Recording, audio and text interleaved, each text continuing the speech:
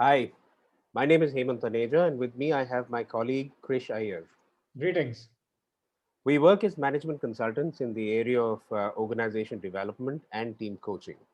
Our objective of this video today is to reach out to those people who have come together to form teams at a very short notice to fight the COVID menace in their cities or for the nation. Now, these may include medical staff like the doctors and nurses, emergency workers, those engaged in production and distribution of aid material, etc. In a normal situation, any emergency team goes through a lot of training and has specific protocols which they're supposed to follow, whether it is in a hospital or it is the fire department and even law and order enforcement agencies for that matter. Today, these new teams fighting COVID that we're talking about, are freshly formed teams that are dealing with this emergency and have not got any time to go through all of these trainings and protocols and so on and so forth. This is where the fast team formation protocol comes into play. Research tells us that in addition to inspiration, a team requires a simple, definite, and a collective process to be effective and to be successful. Over the next few minutes, we will talk about such a process or a protocol, if you will, that can help new teams becoming more effective in a shorter time span. This protocol is based on the extensive work done by our colleagues at Harvard, Dr. Ruth Wakeman, who we work with, and late Dr. Richard Hackman. I'll show you some slides as we go along so that you have a visual sense of what we are saying. Okay. So this protocol is a fairly flexible protocol or a process which can be used for teams of various size at any location doing various kinds of work in their context. This protocol was used in hospitals in US during the COVID breakout, and it helped teams of medical specialists become more powerful as teams, make lesser mistakes, and recover faster from that mistake. This process typically lasts around 15 to 18 minutes, and the frequency can be determined based on your requirement. This can be a daily briefing, a weekly working plan meeting, or in case a new project is being started, this can be done upfront. This is most effective for teams in new situations or with new people or when both of these are changing. It saves time, it improves effectiveness of the new teams. Now, we'll walk you through the steps of the fast team formation protocol.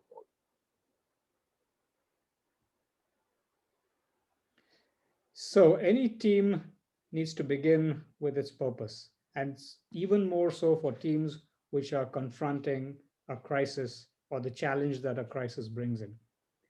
As a first step, imagine a new set of people or people from different functions or departments are coming together for the first time.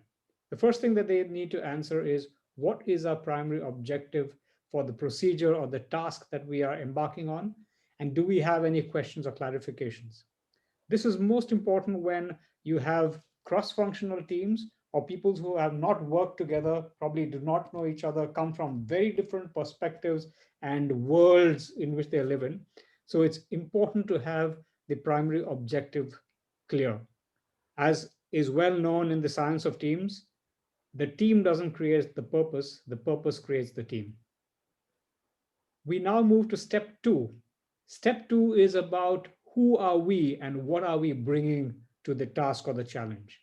So, the recommended procedure here is to take a few minutes to really go around, whether it's virtual, whether the team is meeting virtually, or whether you're meeting in a face to face physical space, is to quickly talk about your name as well as your special training, your expertise, your knowledge, or the capability that you're bringing to bear to solve the issue at hand, the challenge at hand, the crisis at hand.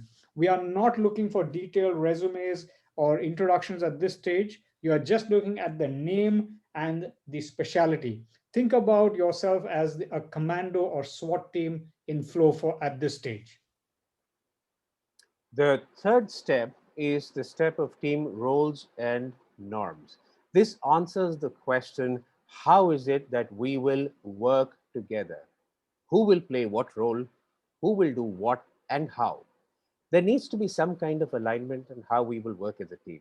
What are the guidelines we will follow? What is acceptable? How will we communicate? How will we take decisions? What will timelines mean to us? How will we hold ourselves accountable, each other accountable, and so on and so forth? So that's the step where we define some team roles and norms.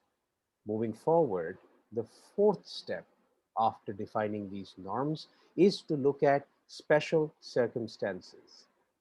Now, this is where you talk about if there are any specific constraints or big constraints or problems that we need to deal with today or as a part of this project. This constraint could be related to information or related to resources for that matter. For example, a team needs to transport oxygen to the city and does not have the priority list of hospitals. Once the constraints are identified, the team then brainstorms and forms an action plan for resolution as a part of this step. So that was step four.